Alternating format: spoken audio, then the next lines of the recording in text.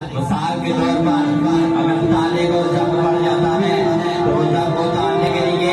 हम तेल का इस्तेमाल करते हैं। उस पर तेल लगाकर उसको धूप में रख देते हैं, इससे ये जंग उतर जाएगा और ये ताला ठीक हो जाएगा। लेकिन हमारे इलाके का रोल क्या है, हमारे जिस्म के अंदर एक ऐसा लोसड़ा है जब उसको जंग पड़ जाता है तो रब ताला के इतने एहसानात हैं, इतने कमालात हैं कि रब ताला ने हमें अपनी वो प्यारी किताब, वो मुकद्दस किताब अदा कर दी कि जब हमारे दिलों के अंदर